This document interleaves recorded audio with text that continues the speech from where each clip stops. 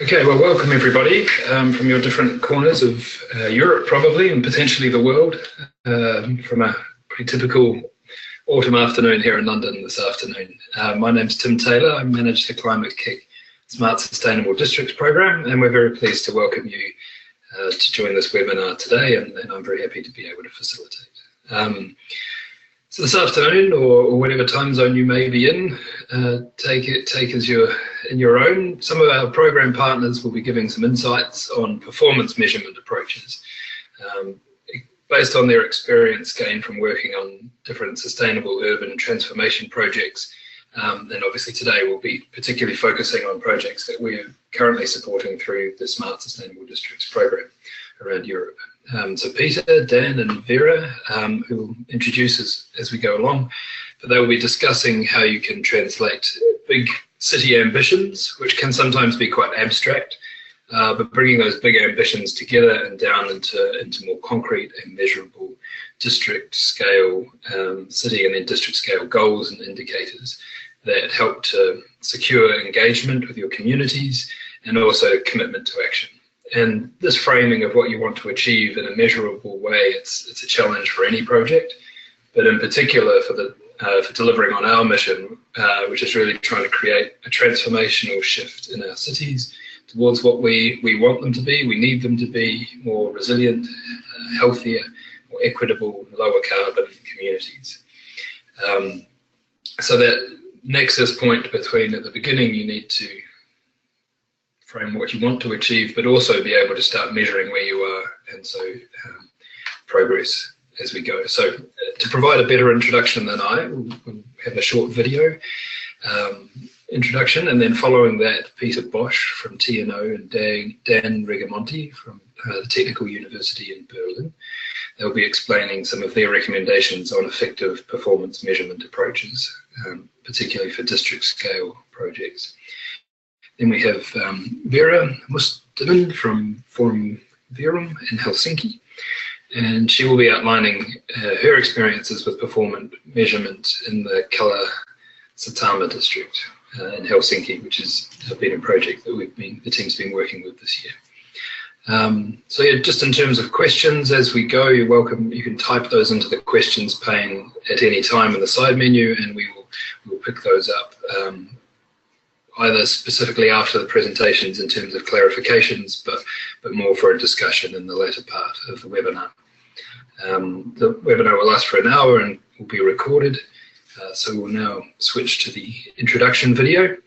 Just a little note that it seems like, unfortunately, the video audio feed will only be coming through computer audio systems. So if you're dialed into the audio conference, you might not get the sound, but we'll certainly share the online link for the video afterwards if you don't get the whole experience now, but fingers crossed. Arno and Martina. Thank you also to Arno and Martina they always leave themselves off these intro scripts, and I always have to remember to mention them. So they are in Utrecht with the Utrecht Sustainability Institute, one of the program partners, and they've done all the hard work of organising today and making it work behind the scenes. So to the video, thanks team.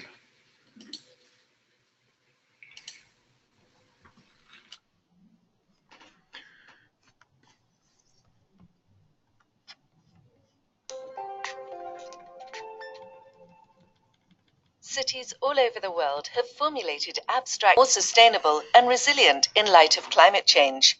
To be effective, cities need to derive relevant themes from these ambitions and formulate concrete targets at district scale. City district stakeholders play a key role in achieving these ambitious sustainability targets. To deliver highly complex urban transformation projects, stakeholders need to collaboratively articulate the most relevant themes and formulate specific sustainability goals for each of them. Equally crucial is the accurate monitoring and reporting of the project's performance. This can only be achieved if project stakeholders identify suitable key performance indicators for their goals and incorporate targets into all project phases.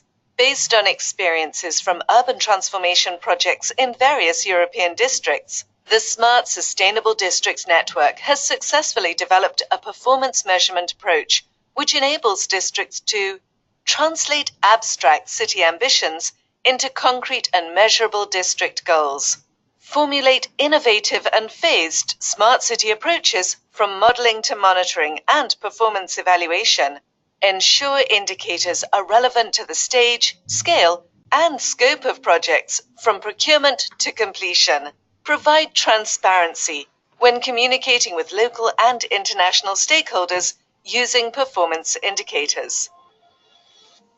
Smart Sustainable Districts is a group of pioneering city districts working together to deploy and accelerate the knowledge, expertise, and best practice needed to transition to zero carbon living and build resilience into Europe's cities. The SSD network offers support and services to create the dialogue, test the beneficial impact, and help realize sustainable district-led development.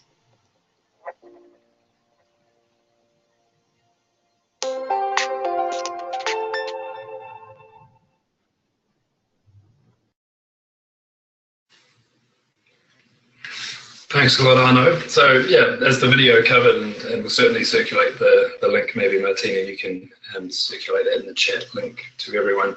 Yeah, there is our mission as a program, and obviously we're interested in hearing from people today that hopefully we whet your appetite and give you some things to think about. By all means, plan to get in touch with us afterwards. As we build this community around transformational change in city districts.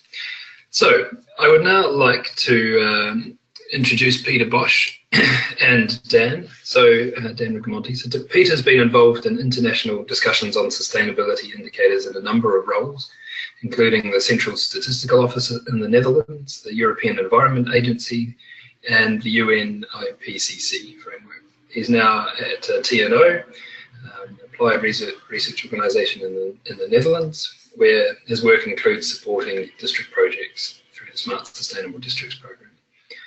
So Peter and Dan are going to combine their presentations, and Dan is at the Technical University in Berlin.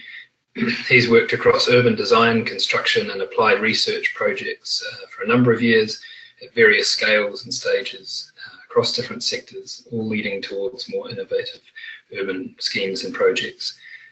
His research interests cover across architecture, surveying, engineering, construction and planning, different projects, tools and networks. So a broad range of experience there. So Peter and Dan, over to you for the next 15 minutes or so, I think. So take it away. Thank you.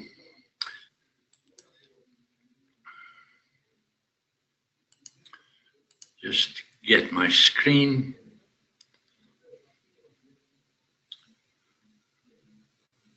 Well,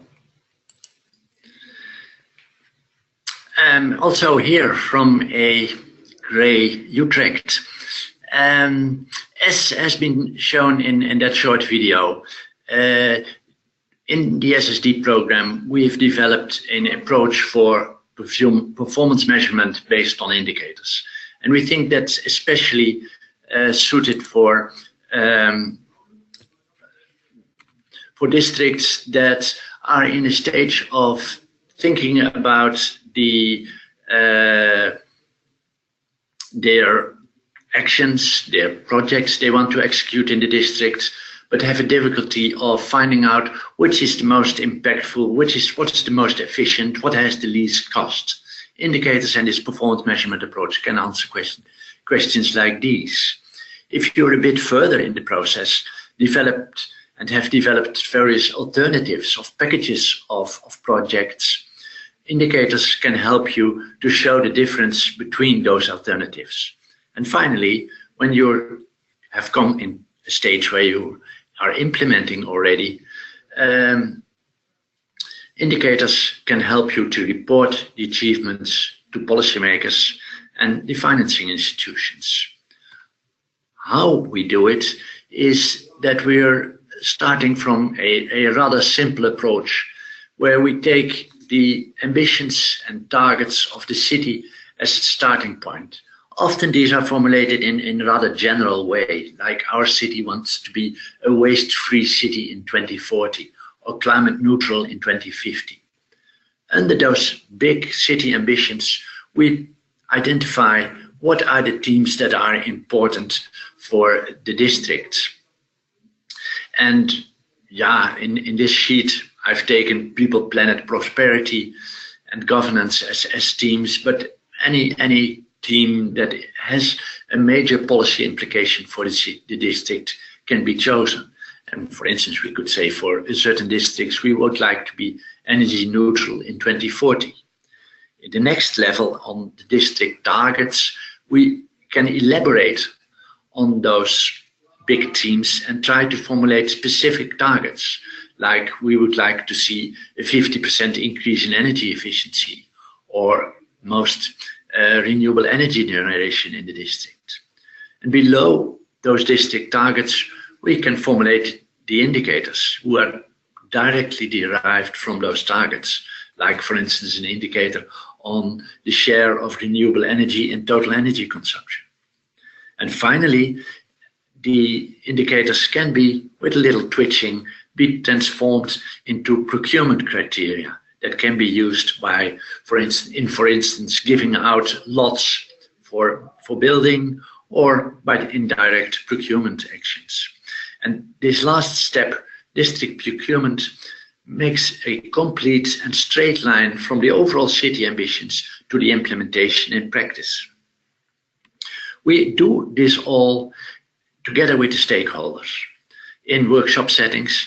And here in the sheet that I'm showing now, you see that the stakeholders in this district have chosen quite a wide variety of, say, the top level policy targets that are important: climate, infrastructure, heritage, below which they've defined sub-targets, and on the yellows, the indicators. But not all districts need so many fields and teams. For instance, in the Kalasatama district in Helsinki, of which Vera will talk after me, we identified two main themes: climate neutrality and a high quality neighborhood, under which there are a variety of sub-targets and indicators. And finally, another way of showing it, we developed at some moment a card game where, again, on the table you see the main themes under which sub-theme cards and finally the indicator cards, which was a very good way to communicate to the people who have to implement projects in practice. In doing this, we base ourselves on a large number of existing indicator frameworks, like the Sustainable Development Goals. You have ISO norms for sustainability indicators, and especially I would like to mention City-KIC, which is a recently developed European indicator framework for smart, sustainable cities, which has a large number of indicators to choose from. Speaking about indicators, what's an indicator? Here on the screen you see a statistical line going down, which is probably good. Say it is air quality or carbon emissions. But yeah, is it enough? Is it above WHO health standards? We don't know. This is what I would call a statistics. It becomes an indicator when there is, for instance, a target value indicated. And here now you can conclude, well, we are well underway. Or if the indicator is expressed as efficiency. Here you can see, well, we doubled the efficiency in this emission. So indicators need to be policy relevant, saying something about effectiveness. Are we doing the right things? And efficiency. Are we doing things the most efficient way? And if you have selected indicators according to a number of good criteria, you can do a lot with them. You can use them for comparing benchmarking projects, where you look at the performance on the various axes or various policy goals of the various projects. Or you can show the impact of a project on the city performance. And if you have such a well-designed, full-fledged indicator framework, you can use them for learning purposes, like in the example here, there are lessons about the economy, on the payback periods, on the energy system, on the social and process arrangements of the implementation of the project. So indicators can be used for many purposes. What is needed from a district or city that wants to implement indicators is some support in selecting the indicators. And that's why the Smart Sustainable Districts program is offering this service, where we help you to select indicators that are complete, measurable, reliable, etc. From your side, indicators need consistent dedication, and that's because you have to set up a data infrastructure, people from different departments that need to be involved, data flows that have to be organized. And finally, it needs a willingness, a political willingness to use the results, to communicate the successes, but sometimes also the failures of a project and learn from them. Thank you.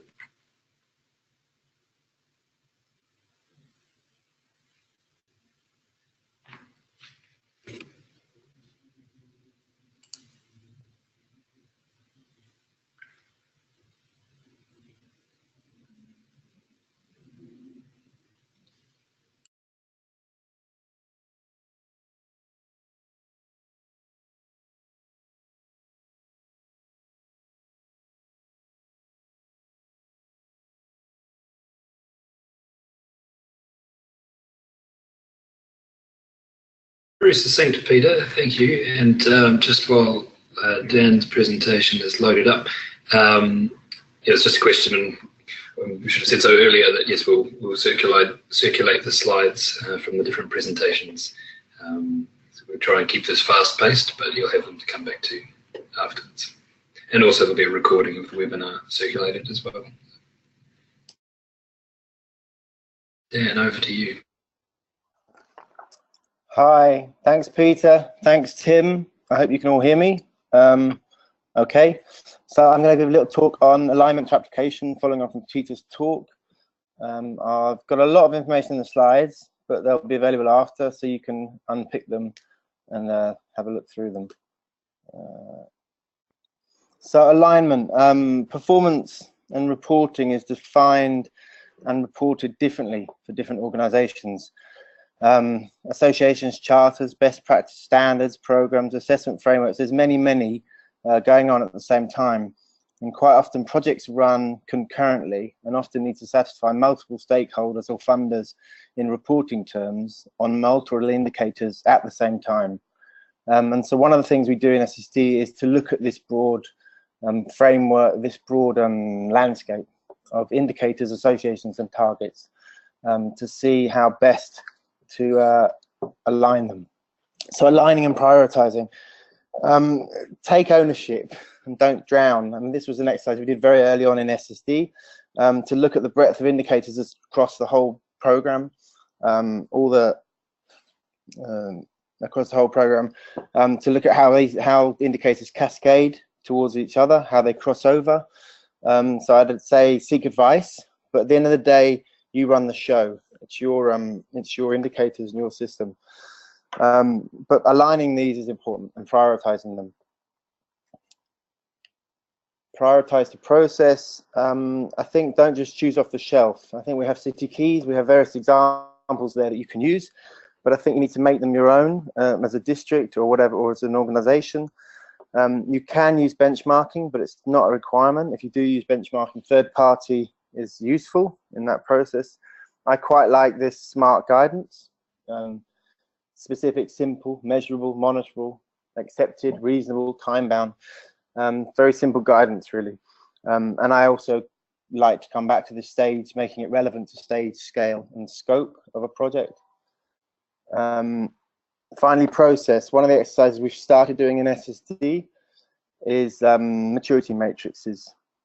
These were discussed in a book, Quality is Free, quite some time ago.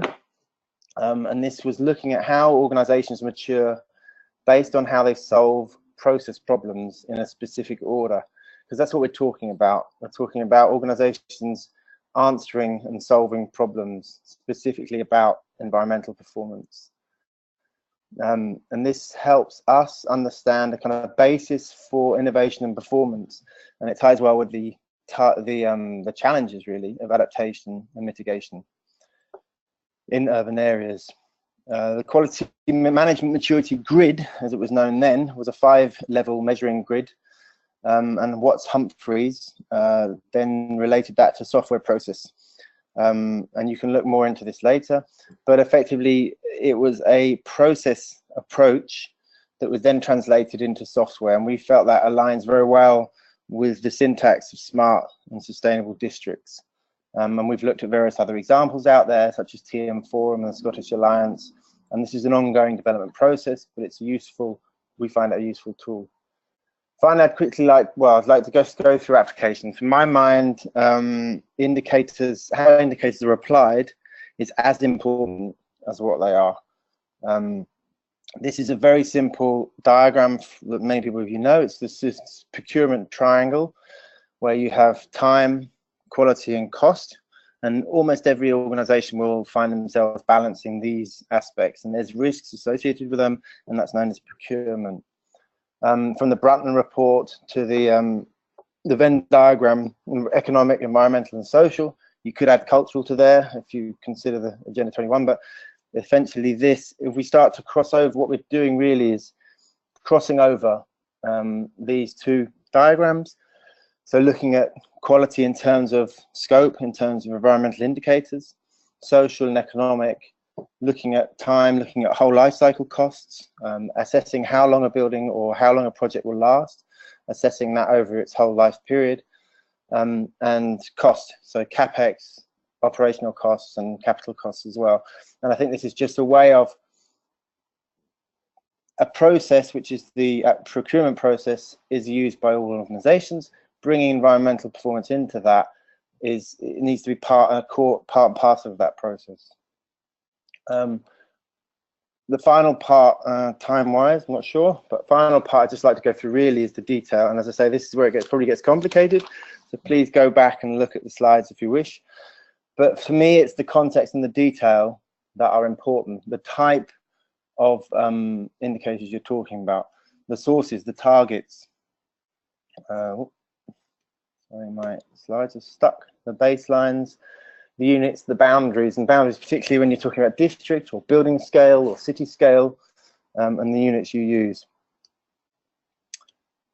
So check mechanisms, trackers. Find ways that make this indicators easy to work with. They can become very bureaucratic and very administrative heavy. Measure what you can, use smart ways to measure the quantitative data, and try not to avoid indicators that separate organizations. Department indicators can become departmental, and they can disintegrate organizations and become siloed. Look at integrated project delivery, collaborative approaches. Look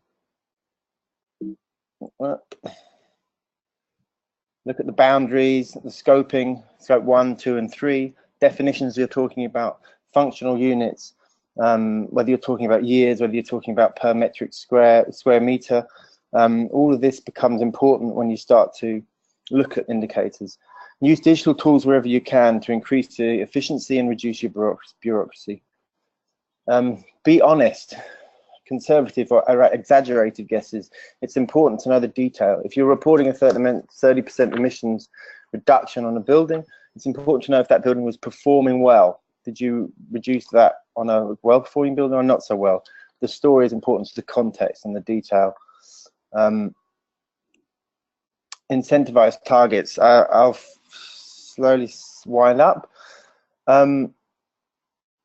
It's very difficult to achieve what we want to achieve, and sometimes we have previously been used as incentivizing targets in contracts, but increasingly they need to become compulsory. And I think when you start to, there's a lot of tools out there. So there's building information modeling, there's building management systems for energy. There's a lot of digital tools there which can help us to get real-time energy information. We can incorporate embodied carbon calculations. all as part of a workflow of normally designing a building, and make use of these tools. But we need to finally, or in my experience, it's quite often down to procurement as to whether or not this gets implemented. So looking at contracts, how do you specify a certain percentage of renewable resources in a contract? How do you specify, how do you say which parts of your targets are compulsory, must be achieved? We worked on a project that was required an energy target in performance, which meant that the final building was not complete. It was finally written off 2 years after completion, after 2 seasons of it being running, and that set up the whole procurement strategy and the way the building was signed off. Finally, I think we're about there really. Just this point one really, we need to halve energy and industry CO2 emissions every decade. So half in the next 10 years, half again, half again. This is really quite hard targets to achieve, and I think we need to be realistic about that somehow. But that's about it from me. Yeah, I think I pass over now. Hang on a minute. Thank you for your time if you're listening.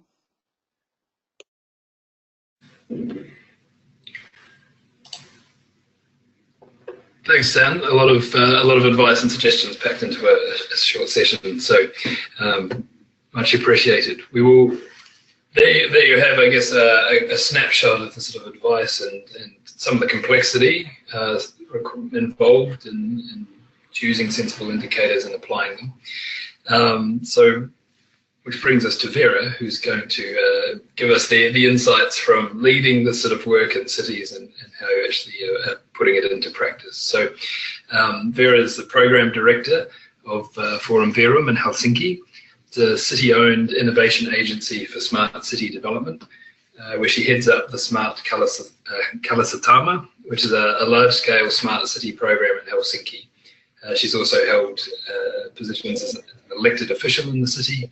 Her special areas of expertise are in the fields of smart city business development, living labs, and innovation management. So an exciting background, and Vera, we're very happy to hear your take on this from the city perspective.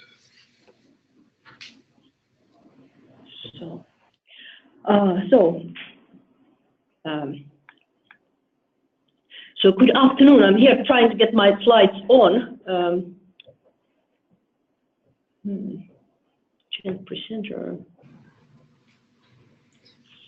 We hear you okay, so just when you're ready, no problem.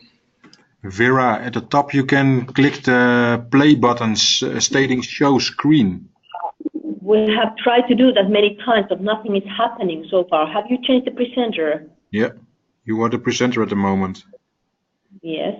I can take it back and make you the presenter again. Try again. Yeah.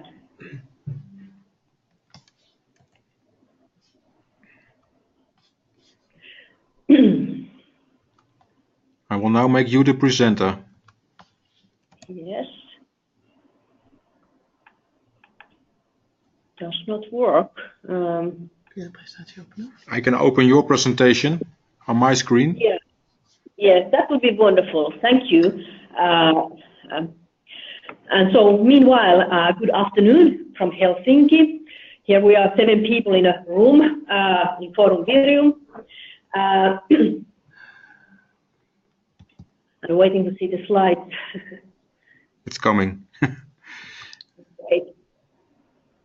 It's now opening.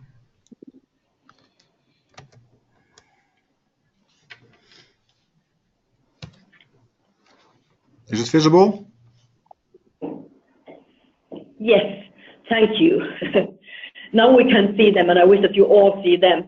And actually, there you see a picture of what Kalasatama district in Helsinki will be in 20 years.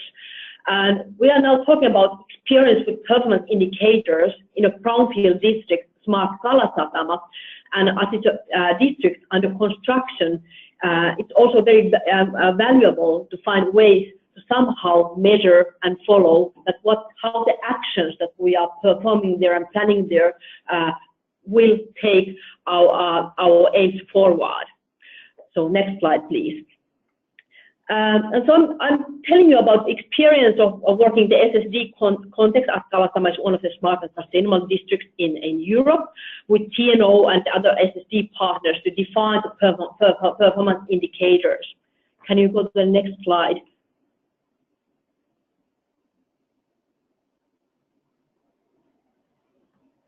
No? Who's controlling the presentation? Okay, thank you. Yes, thanks.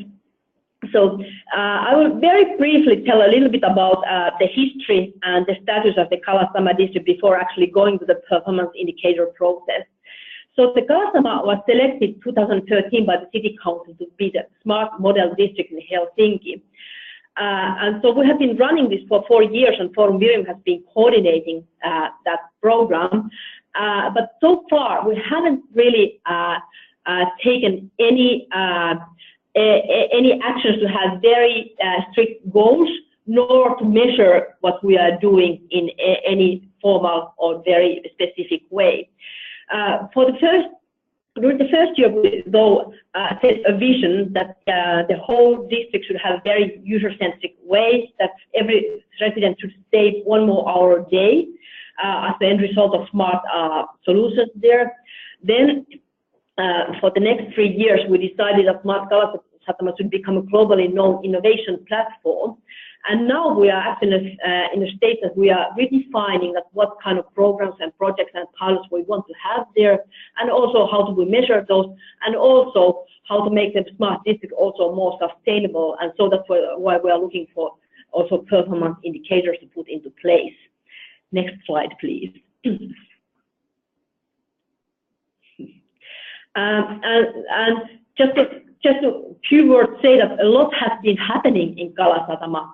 There are more than 30 projects that have been ongoing during the past 4 years. Some of them are kind of infrastructure level, large-scale projects like smart energy systems. Then there are a lot of pilots like for sharing spaces, having more electric vehicles, and then there are a lot of agile experimentation also going on in the district related to kind of resource efficiency and smart living themes in a very, very wide way. And there's also a lot of people involved in making the district smart. There are more than 100 companies, a lot of public organizations, and 1/3 of the district population, 1,000 people. There are only 3,000 people living currently. Currently, there will be 25,000 by 2035, but so 1/3 of the residents have already participated in making the district smart. Next slide, please. Next slide. And so far, and so at the moment, we are adding new kind of strategies target for this district. We want to align with the Helsinki climate strategy, and the SSD program has helped us to do so. And Helsinki itself adapted a new strategy that it should be carbon neutral by 2035. And Kalasatama is a very, very active testbed. We thought that it could be a pioneer and set a little bit more ambitious goals for the carbon neutrality, maybe have 9% reduction by 2030 already. And so we are working for a roadmap to translate the long-term climate and energy targets into actions and projects in Kalasatama. And for those, we need the performance indicators. Next slide, please. And so through the SSD challenge, we define that we are working for a framework and roadmap for smart, sustainable solutions at the moment. We are and part of an energy transition vision and strategy is part of that, as well as different kind of projects to demand for energy demand reduction and efficiency. And we don't want to forget the kind of sustainable lifestyle solutions and projects. So this kind of 1 more hour and 25/7 is a very important part for the challenge as well. Next slide, please. And so, as we are working for a roadmap to meet the SSD challenges at the moment in forms of projects and pilots, we also need performance indicators to help to clarify the targets, to help to prioritize different kinds of actions together with the very varied stakeholder groups, and also in the long run to help us to answer the questions that people keep asking us all the time, that do these smart city projects really increase the sustainability or the quality of life? Are we in the right track with the actions that we have taken, and how is the smart and sustainable district different from other districts in Helsinki? And so we the performance indicators will help us answering those questions. Next slide, please. So we started this work actually a year ago with other districts to define the kind of the challenges, and then to define the roadmap, and then the last step was to define all the performance indicators and fine-tune the roadmap for the coming years. And this performance indicators workshop were led by TNO, Peter and Vera. Thanks for you. And we had 2 workshops, one in August and one in September in Kalasatama in Helsinki. And we had invited approximately 20 close stakeholders representing the city units, especially the environment services, economic services, also other services related to kind of real estate and construction, and also some members from the stakeholder groups, like from the utility companies and other companies present in the district, to co-define the teams and sub-teams for Smart Kalasatama, as well as the targets and indicators for those. Simultaneously, we were working for also the roadmap and the projects for those, and also part of these activities was the kind of first round of prioritizing proposed actions and see that how the actions proposed measure against the performance indicators. Next slide, please.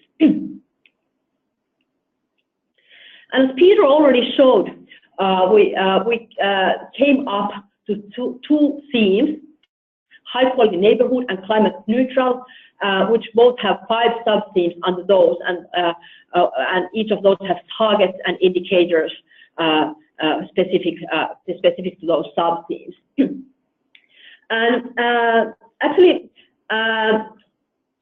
so the climate neutral part is very much related to energy consumption, electricity consumption, resource efficiency, and energy production and storage in the district. So those are quite straightforward targets, and Kalasatama is a very good playground for that kind of actions, since there is the largest smart energy program ongoing, and also a lot of construction and urban planning ongoing, so it's still possible to impact many of the choices. The other side of the other theme, high quality neighborhood, is really in line with one more our challenge and our original vision for the district. And many of the projects and pilots that we have been working so far are related to these sub-themes, like sustainable services, efficient multimodal transportation, and social cohesion and inclusiveness. Interestingly enough, we had yesterday a small workshop here when we were validating these targets, and we had one real estate professor who was commenting these targets, and he was actually saying that in order to cut emissions, actually the most important thing is to create high quality neighborhoods that can provide so many interesting experiences for people and possibilities for leisure time activities and spaces for different kind of activities and work, that people don't need to be mobile elsewhere or take a plane for holidays. So actually these high quality neighborhoods go hand in hand with the kind of climate neutrality, so that we have to produce a very good neighborhood in order also to cut emissions. Next slide, please. Just to have a kind of a closer look at how these kind of performance indicators work. So here in the theme of high quality neighborhood, the overall definition for all those sub-themes, and the overall theme is that people should be very satisfied living there, and the target is that at least 75%, maybe that's even too low target, we still need to kind of refine that, should it be 90% of the inhabitants are very satisfied when asked, and that's the subjective perception.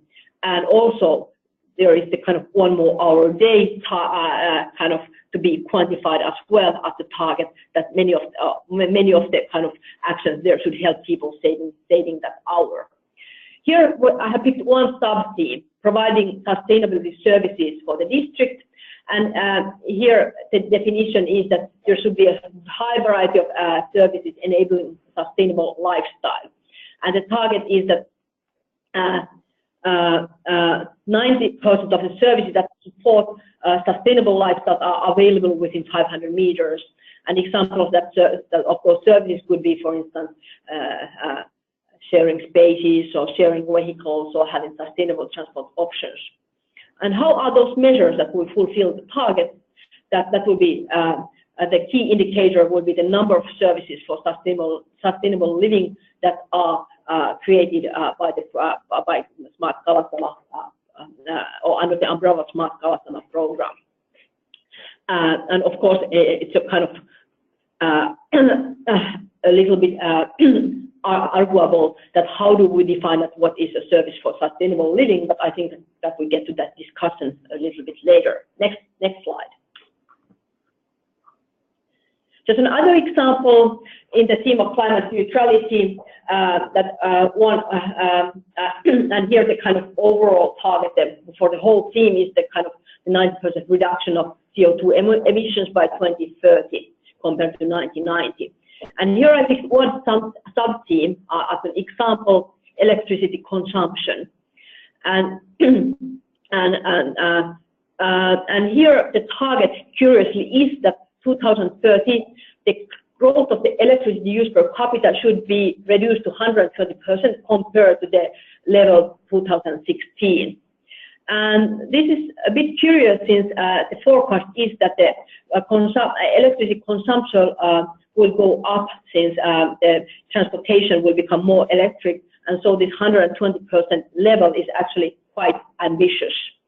And this will be, the indicator for that will be yearly reduction of overall electricity consumption per capita, and this kind of data should be easily available through the kind of two-way smart grid of the district through the utility company or some other service. And that's also very important for the kind of indicators that the data is available or easily available. Next slide, please.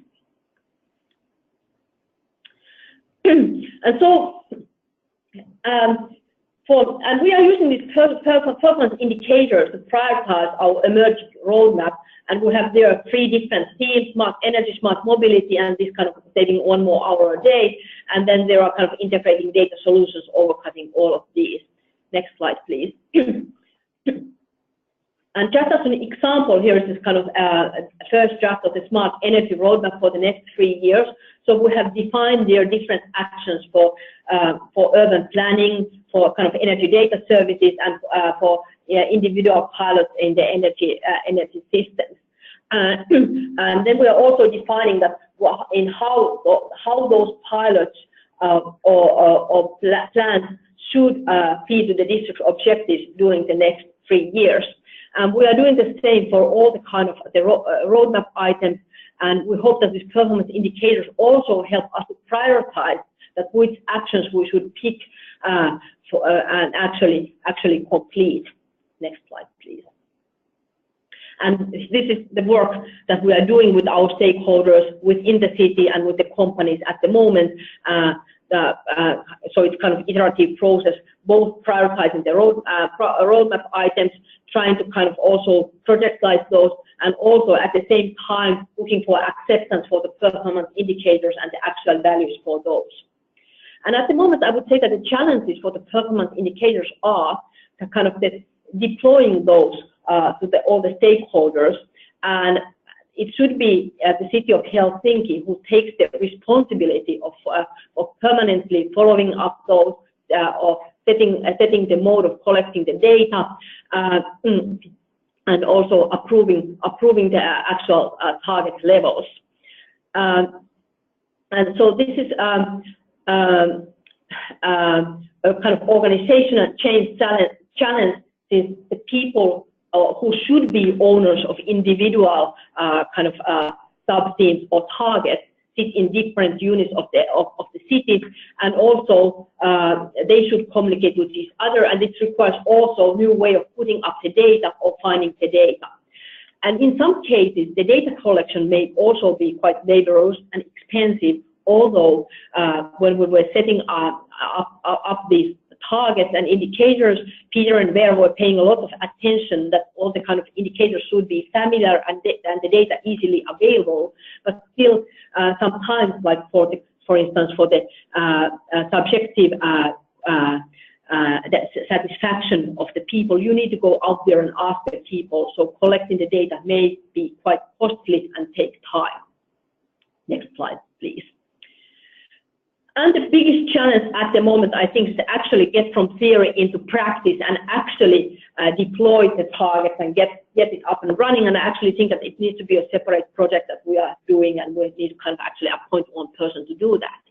But I believe that that there are a big possible win doing that work. And if everything goes right, I think the best possible outcome will be that the performance indicators will help the future planning, as they are already doing with our roadmaps, that they would help us to kind of value the different kind of projects and initiatives, so that where we kind of gain the most in terms of kind of carbon neutrality, and also in terms of the kind of high quality district.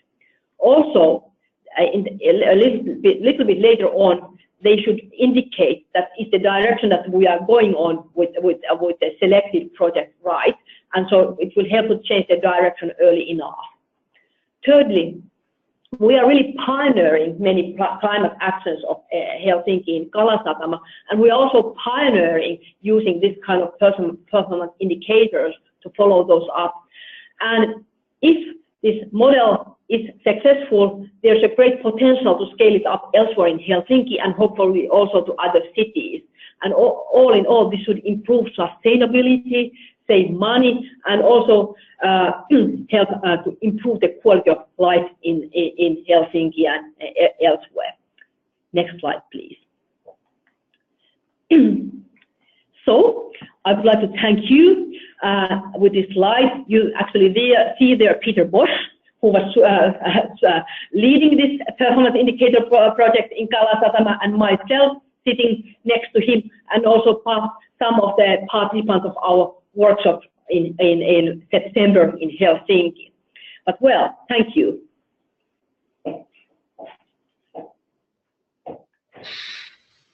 Thank you, Vera. Tim here again, and a great overview of some of the challenges. I think that identifying the framework for change and how you're going to measure it can be hard when you don't know what you're going to do yet. And on their own, a series of indicators and aspirations, unless all the different stakeholders start to buy in and believe in them and also deliver on them and the measuring against them. So it encapsulates the whole challenge in this conversation for sure. So that was a great description of the leading work yourselves are doing, but also relevance for many other cities. Thank you. So if anyone has any questions, we've got 5-10 minutes left for some quick questions from the speakers. So if you have questions, please type them into the questions window, and we will pick them up. I think it's the easiest way to do it. Otherwise, we do end up potentially wrestling with the technology a little bit. An initial one, perhaps, to come back to Peter and Dan, perhaps. How do you reconcile, like, obviously some of this work fits at the beginning of the process, and Vera's just talked about how it can start to then inform what you do. But is it best to use this approach at the beginning of a regeneration process, or how do you need to keep iterating along the way? What would your suggestions be around the timing of this approach? When you think about indicators, then you often think that, yeah, you look with hindsight, as we used to make statistics of things that happened in the past. And there is certainly also the use of indicators to evaluate and assess projects when they have been completed, and to follow how the energy use in the actual situation is evolving.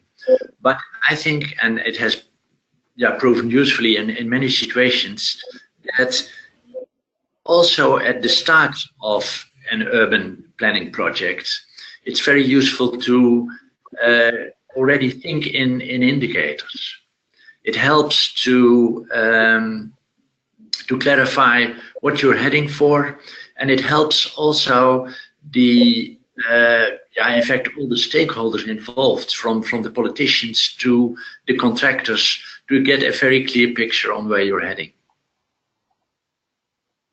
And in the process, I guess, tease out some of the inconsistencies that are almost always there. Sorry, Dan. Yeah, I was going to say, I guess just to add to that, I agree. I think it's important at the beginning of a project. The only bit I'd kind of always add is this performance gap. Where, you know, we talk about performance gap in energy use. We have had in the last 20 years a lot of low energy buildings being built that really didn't perform anything like we thought they would. And so I think you need to set your goals, as Peter says in the beginning, and you need to be flexible with them. But I think increasingly we also need to be harsh with some of those goals. I think zero carbon is one of the ones that, you know, the definitions of that, what's included, what's excluded. I mean, it took the UK industry a couple of years to define it, and then the government dropped it. So I think it's really important to make sure now that certain things stay. And I think the performance gap is one of those. We have to report on all the positives, but I think, as Peter said earlier, there's a lot of lessons to be had on what we failed to do, and we have failed to do quite a lot because we are still not achieving the carbon goals we set out to. I think there's a real shift change now, but I think it's important to set the targets, but also choose your priorities in there. Yeah, it's important to get the baseline at the beginning, but also important to be honest and reflective during the journey, and update and flex if needed. Yeah. And I just add quick, there's a lot of technology that can help us do that now that wasn't there 20 years ago or 15 years ago. Really, really helps us, so we use that. Great. Vera, perhaps with a bit of advice from the team, a question from John. So he's identified or agrees that saving 1 hour per day, clearly there's economic benefits for the district if you can achieve this. But how are you planning to measure this value, and have you got as far as thinking about ways that this value can be captured and used to thus help pay for infrastructure improvements that lead to the next iteration of change? So the question is how we can capture that 1 hour change.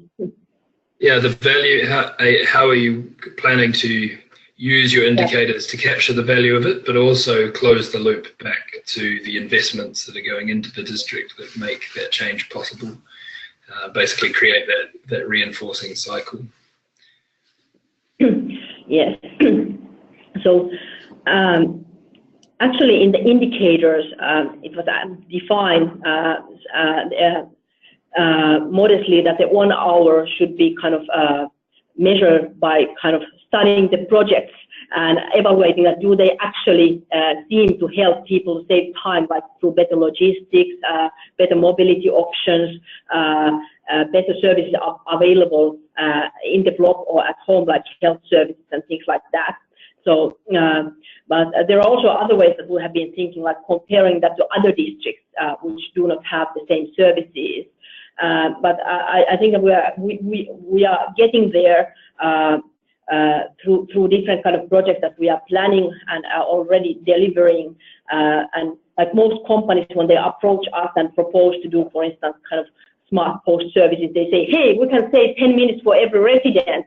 So there are already kind of a lot of promises for saved minutes and quarters for the residents. And I think that we will start kind of counting those more systematically and actually trying a way to kind of maybe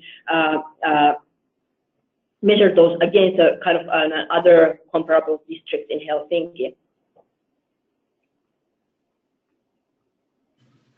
Great, thanks, Vera. Perhaps to you all, maybe you could start on this one, Peter, in terms of referencing some of the different, and Dan, some of the different frameworks that are out there. So a good challenge from Benedict around, can you elaborate on indicators or ways to capture social inclusiveness? And from experience, he sees that districts that put a lot of priority on environmental outcomes, and they can score highly on those indicators, risk the challenges of gentrification and driving out poorer parts of the community. So from a social perspective, progress is potentially lagging or even negative. So in terms of getting that balance of environmental, social and other, but particularly the social on an equitable level with other indicators, have you got any examples of some of the frameworks that are there that cities could use that you think are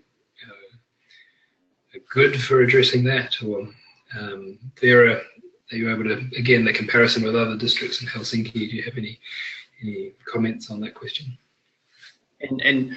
Well, in many of the districts that we've worked with, they tend in district development not only to focus on pure sustainability topics or pure smartness of the city.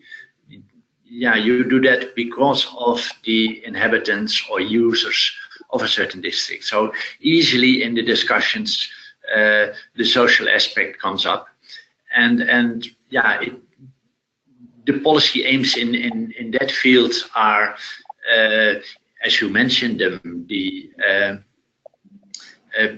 sustainability of the district, in the sense that you don't want it to become a ghetto in the future. So diversity, inclusiveness, a certain spread of different population groups from elderly to young, and a number of those. And yeah, there are indicator sets that are rich in those social indicators too. And for instance, in that City-KIC project that I've mentioned before, includes a number of indicators that were seen by European cities as rather useful to measure the social aspects of becoming smart and sustainable. And yeah, they sometimes they are not easy to measure, like diversity, and it depends a bit on the district how it's phrased, how it's approached in the district, and what indicator is chosen in the end that fits best the policy aims of that district. And sometimes they choose another way and talk about the availability of basic services, commercial and non-commercial services, as a way to keep a district lively and livable. Vera. So some sensitive, careful work required, and perhaps don't rush it is part of the lesson there, that this can take time. I'll just, because we will wrap up now that we're on the hour, but for a last question, and I guess a last comment quickly from each of you as we draw the final webinar to a close, and from Patrick in the Netherlands. So feel free to pick up a couple of those other threads and close on this, because he asks, a specific project, have a group of students that they've secured who are able to help them with their project. They are at the beginning, so his question is very, very quickly, what would your advice be on where should they start? What should they prioritize highest in trying to set their own agenda? maybe just a quick 20 seconds from each of you to answer that question, and then we'll wrap the formal proceedings. Well, I can. For me, I can start the essential aspect to start with is to look at what do you want to reach in the district, and try to find a number of simple indicators expressing that. Dan? I think going back to the gentrification question, I think it's really interesting, and there's a long discussion behind it. But I think that's partly qualitative and partly quantitative. So if it's qualitative, bring up the discussion, have a discussion about it, and bring out the most you can of that subject. If it's quantitative, things like carbon and electricity, then try and use as many digital tools as you can to automate that and get the accuracy from it. But the qualitative ones, bring them out and discuss them, and I think that's where you get your targets from. Well, I think those are good advices, that you always have to keep kind of in mind what is the target or strategic intent of the district. But it's just thinking that what I would find interesting in general, kind of in performance indicators, to have a little bit more kind of economic background, thinking that what is the kind of maybe also kind of monetary interest or value of the targets. And another thing is kind of this maybe behavioral change issues that you were, Peter was just discussing about the kind of the sustainability versus social issues, but many sustainability issues are also social issues, and the behavioral change plays a very big role there. And so somehow how to combine those even better than we are doing at the moment in Kalasatama, it would be interesting to kind of deep dive into.